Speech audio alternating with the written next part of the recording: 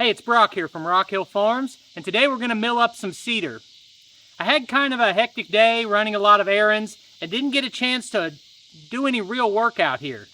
And when I got home, I thought to myself, what's the point of having lights in the Quonset hut if I don't go out there and mill at night from time to time? So that's what we're going to do. And I was thinking I'll go out and run the mill. I've got logs piled in a couple different places and thinking, what do I want to mill? So I just came out here to look around and I completely forgot that I had this cedar log. And I love cedar. And I can't even think of where this came from, to be honest. I do know. This was at my daughter's house, and I actually cut it down in a video. And that was our house for 7 years. We lived there in town. And I always wanted to cut this tree down, but I didn't even own a chainsaw. I just did not like this tree. But now it looks completely different to me when I'm thinking about it as lumber instead of something to mow around. And I just love cedar. I can't wait to see what this looks like. This will be my first time actually milling cedar on my own mill. First thing I've got to do is cut it to length. You can't see most of it in the video, but there's a fat end on this log that's actually good size. And then there's a skinny end that's only about 6 inches long. But I'd say this log is at least 20 foot, and the mill can only handle 16. But honestly, past about here, probably too small. So I think I'm going to cut it here. And then I've got to make a bunch of cuts along the log to get rid of these extra limbs. If these limbs, these little nubs, are not cut off short enough, it really makes it awkward to mill because they hit on different spots of the mill and they throw off your leveling. And even if you get it level one time, then you roll it and it's not. So that's one thing I'm learning, is when I limb a tree, to cut those completely flush. And if I just watched a few people like Paul Case a little more carefully, I would have figured that out sooner.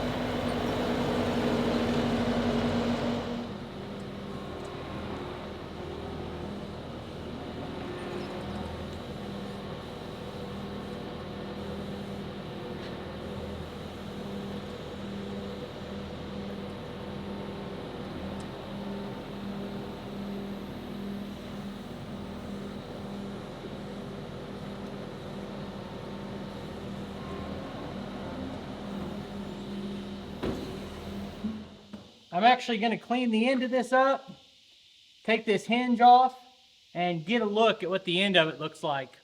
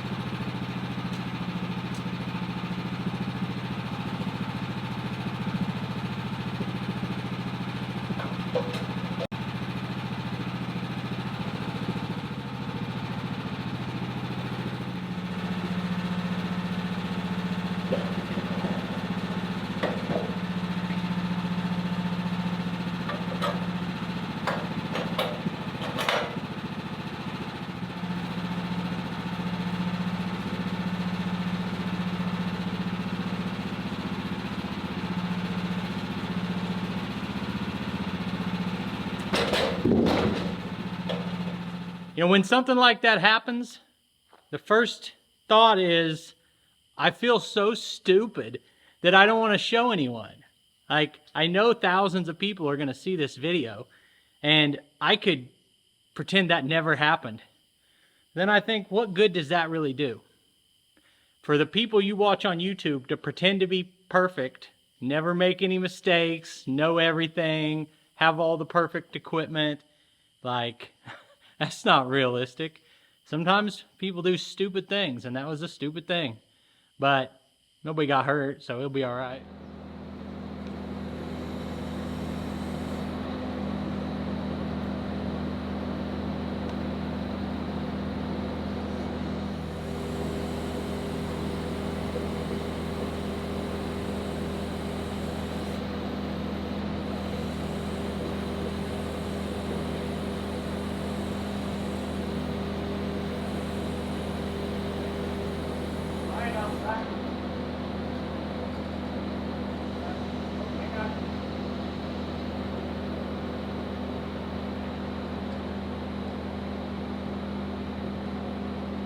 Good.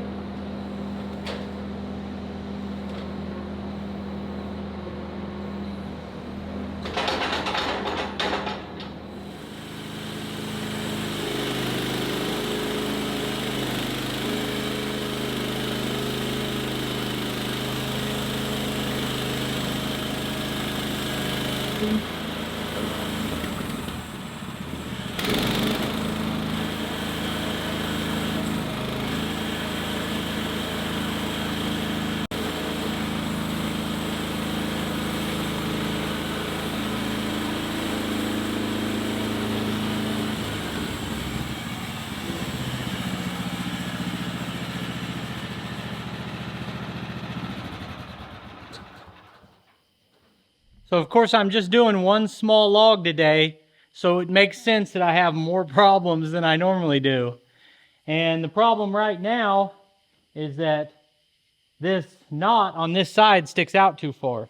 When you get your log down to a square cant, that square cant sits right here and comes straight up, and you barely have any clearance. So basically, nothing on this can stick out past the back of the log stop. And that means I need to find a way to push that in a few inches, but still hold it tight, or I would have to trim the log.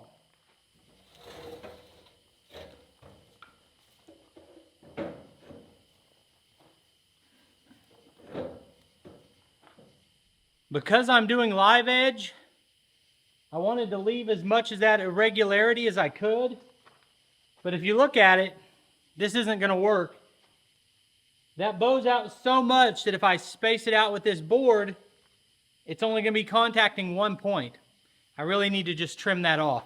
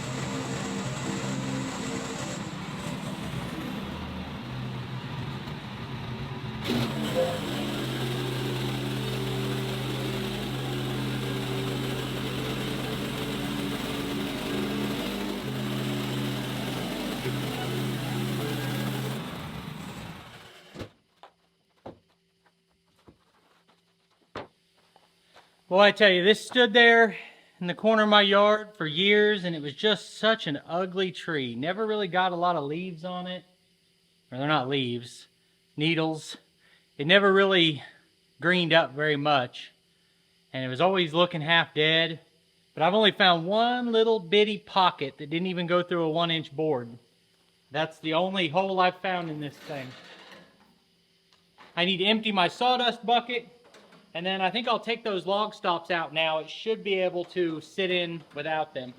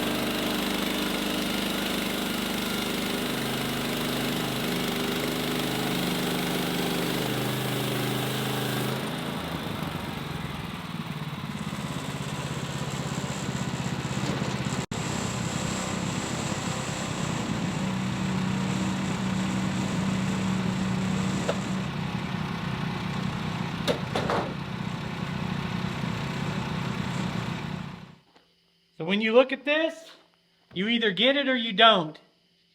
It just warms my heart like nothing else to see this. And some guys love a beautiful lawn that's seeded and perfect like a carpet, and I could care less. And then there's guys like me, and maybe some of you, that love the smell and the look and the feel of milling this lumber. It's fantastic. So a lot of things that you get and you think, well, I don't know how much I'll really use it. And then it turns out you don't use it much at all, and this is the opposite. Like, I just love running this mill. I've cut all of the rest of these pieces. We have 1, 2, 3, 4, 5, 6 pieces, not counting the slabs. 6 1-inch pieces. And I'm leaving this at a full 2-inch. And I'll probably see if anyone wants to buy some of this.